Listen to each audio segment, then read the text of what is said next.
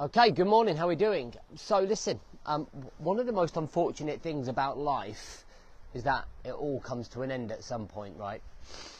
We all at some point, unfortunately, are going to die.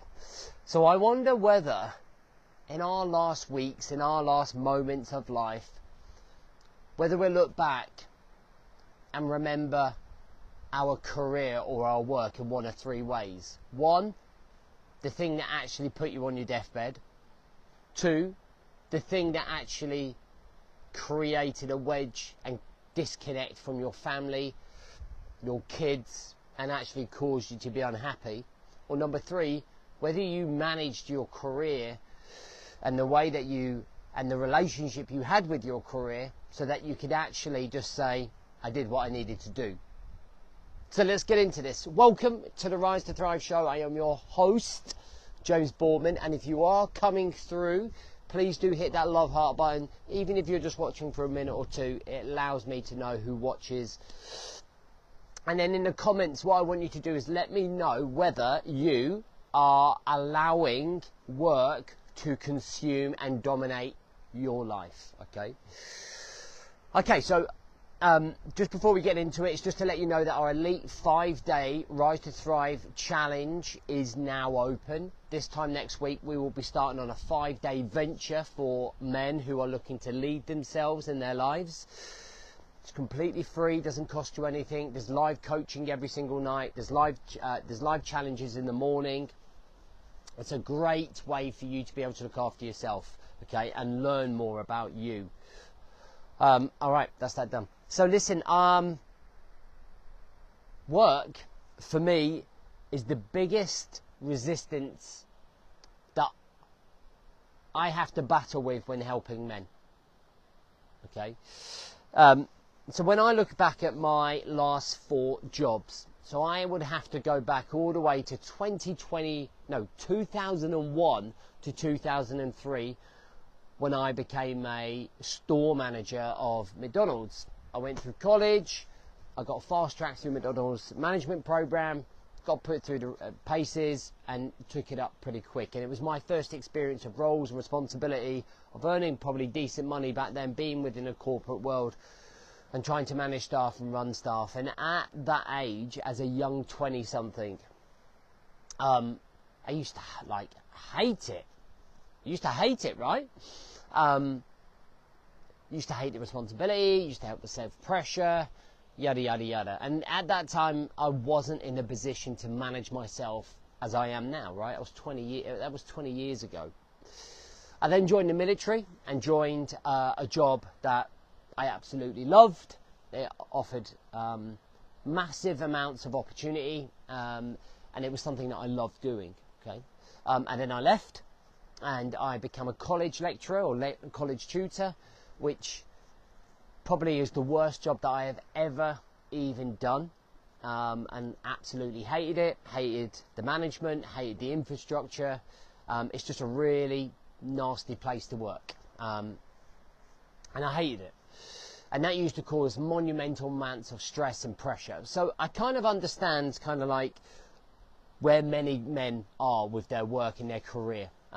I've worked with hundreds and hundreds, thousands of guys in corporate, work for themselves.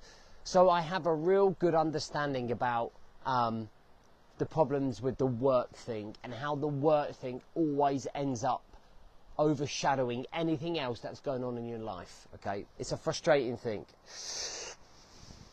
But there are facts, and we have to face those facts. Number one is that you have to work. Unless you win the lottery, okay, we are going to have to work. There is no getting away around this.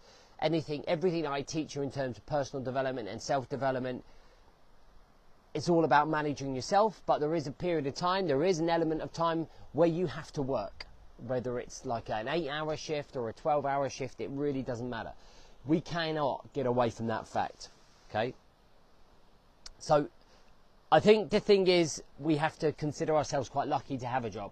Whether we're happy in that job or not, I think when I look at so many people who are desperately trying to find work, at that position right now, the first thing we have to do is really be grateful about the work that we do have, okay? Even if we do not like it, okay? Even if we don't like it, we have to kind of take heed on the situation and be like, well, at least I'm working, at least I've got money coming in. And I think I wrote a statement on my birthday post yesterday, and it was that I don't think that the world is in chaos. I just think how we manage that chaos is all over the place, okay? And yet we can look at the world and we can say, oh, there's wars going on, there's economic stuff going on, there's all of that going on, but we can manage that. We can control what we can control, right? And it's the same with work. A lot of the stuff that happens in work is out of our remit, it's out of our control, just like a lot of the stuff that's going on in the world, but we can have an element of control.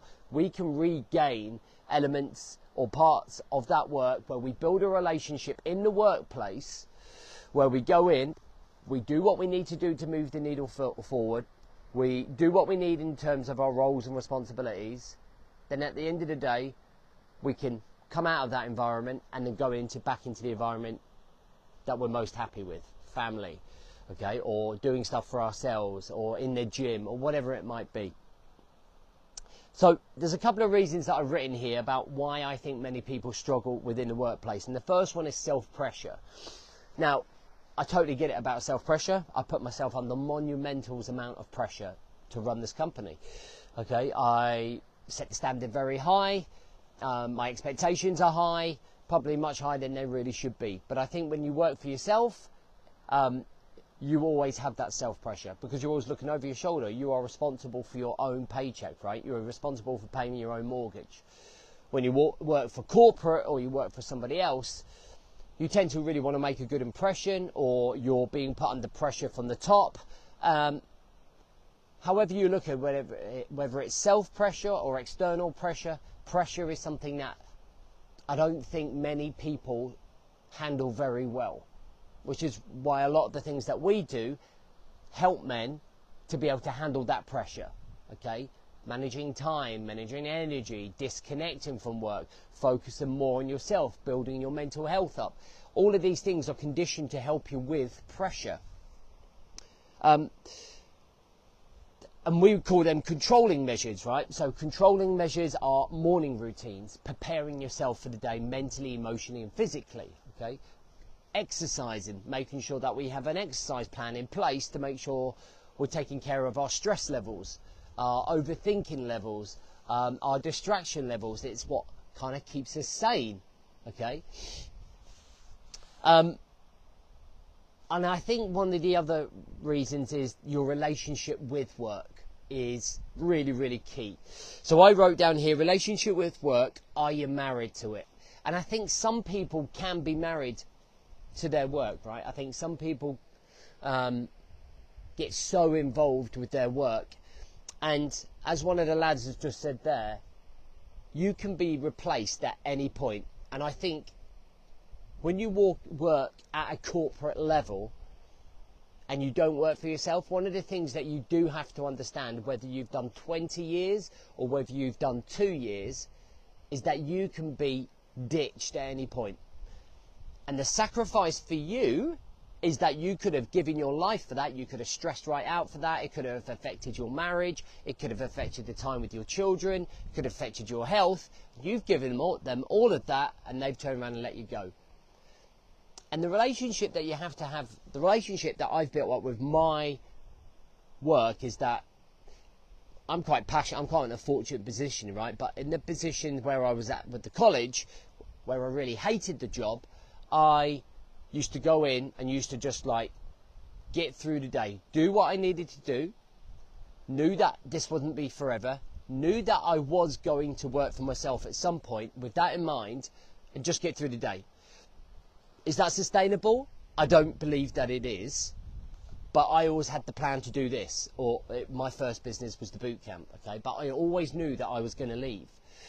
But if you always know that you're not going to leave, if you always know that you're not going to leave and you're just going into a job and you're just surviving, what you can do is go, right, let's create a 6-month plan to actually find a job that I love. And then for 6 months, I'm going to suck it up, whilst I go through this process of building up my CV, of building up my prospects, of networking, of looking for a job that's more suitable to me.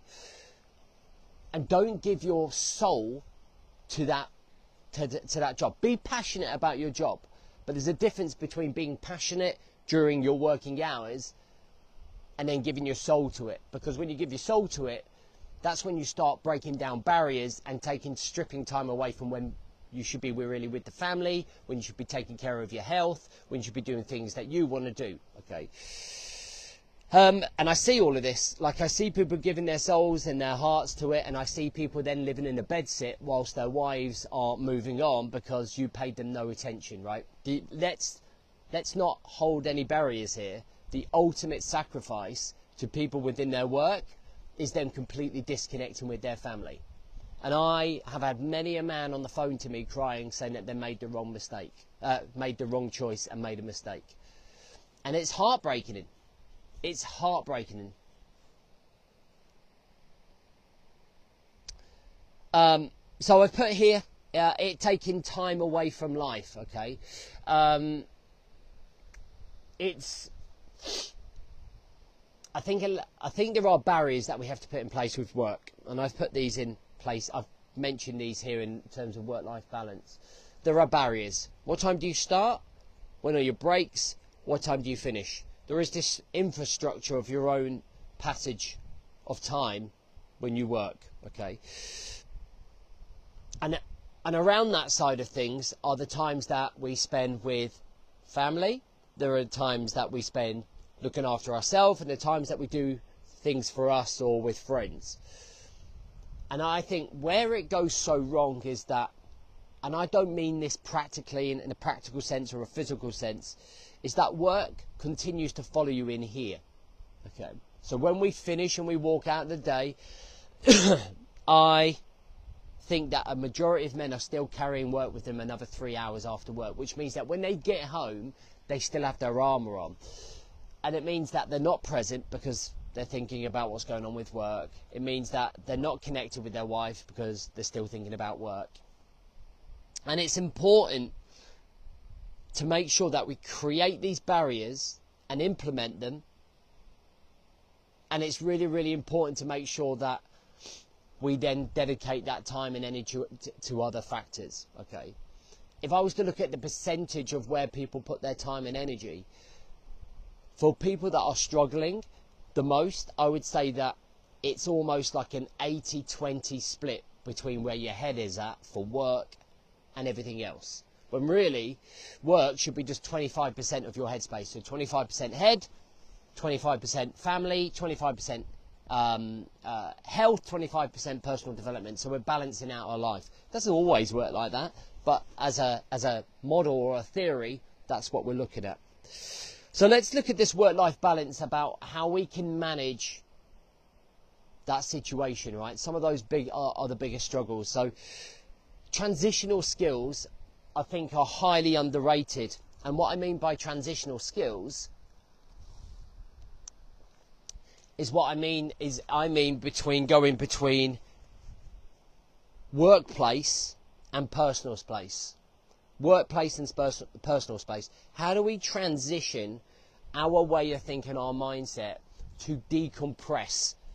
How do we decompress from work to then go and put on another hat and walk through the door and be husband or be father or be friend or be son or whatever it is? And I think that one of the key things is being able to transition and get out of that deep work mode. And we teach that an awful lot. It's called the Transitional Mode, okay, evening routine, and it's about brain dumping. It's about distracting your mind. It's about putting your mind on something else. It's about having some form of activity to slowly unwind. We can't simply just go from work straight home. It's very difficult to do that. Even if you work from home, you can leave the house and you can go on a 2-mile walk, listening to a podcast and an autobiography after having brainstormed everything you need to do tomorrow and reflecting on your day, because you're just decompressing. We're letting it go. We're letting it go. And that's what we don't do enough. So then we carry everything that's going on in work into the house. and that mood reflects within the household. Okay, we do it in the mornings, like we prepare ourselves mentally as we go to work, right? So we do the morning routine. For a lot of people that I train with, one of the reasons that I'm here doing my morning routine is to make sure that I'm well prepared for the day, mentally, emotionally and physically. Boundaries. There are not enough boundaries for this. People on their phone. There are not enough boundaries to be on their phone. There are not enough boundaries in terms of when you start and when you finish, in terms of your laptop and phone management. Boundaries to say that this is work, this is personal, this is professional, this is personal. And I think that when you set create a series or a set of boundaries, you live by them. They're your rules. They're the rules of engagement, so that actually you stop the work thing completely consuming you and overshadowing you. Being a high performer within your work role, I think, is also critical and key. So when you are within that role of your career or your business, you work to a high performance. I teach a lot of people to lead themselves, to lead others outside of that workplace, but lead yourself in your work. Be a high performer. Be well planned. Be meticulous. Be clinical with all of the work that you do. Don't kill yourself doing it, but work really, really, really thorough and manage yourself so that actually when you comes to finishing time, you've done everything that you said you needed to do. Okay? And I think ultimately, on a bigger scale of thing, based on my first comment of that one day we're all going to die, ultimately, the stuff that happens within our work really doesn't matter.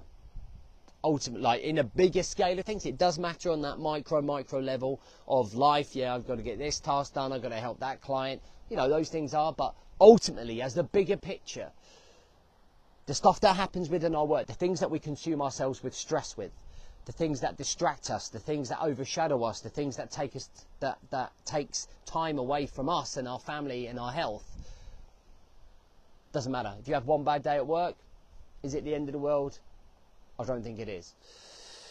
But I really think we need to put into context where work fits in our life, and it fits in for those 40 hours a week or however many hours you work. And that's the tension and that's the time it gets. But the minute that 40 hours becomes 50 hours or 60 hours, like maybe not practically but mentally, because you're constantly thinking about it or constantly being asked to do more and you're constantly saying yes, or you're constantly in a job that you hate, life is very, very short. And there are not many opportunities in life to do the things that we want to do or create the lifestyle that you want to live. And making lifestyle changes and job changes, they're all big moves and they don't happen overnight, but over a process of time you can slowly but surely create a better life by looking at other jobs, by planning for a better career. Do you know what I mean? You can change your lifestyle. You can do whatever you want to do. But ultimately, if there is this work thing that is completely consuming you, are you going to look back in life and go, man, I should have done more to change that? Because when I look back at when I left the college, and a year earlier than I had planned, basically because I fell out of the college because of their very poor management, and I took a leap of faith. Guys, my outgoings were £2,800. When I left that college, I was only earning £550, and I put it all on the line. I literally just went for it. And I spent like 18 hours a day building that first business. I had lots of fear. I was scared. I was vulnerable.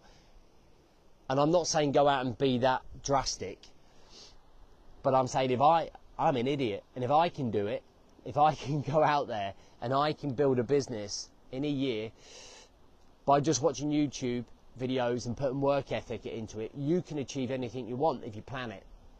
If you really want it. And if your career is an unhappy one, go and make it a happy one. Anyway, I hope that helps. I hope that gives you some concept and some thought process for the day. I appreciate you guys. I'll see you Wednesday.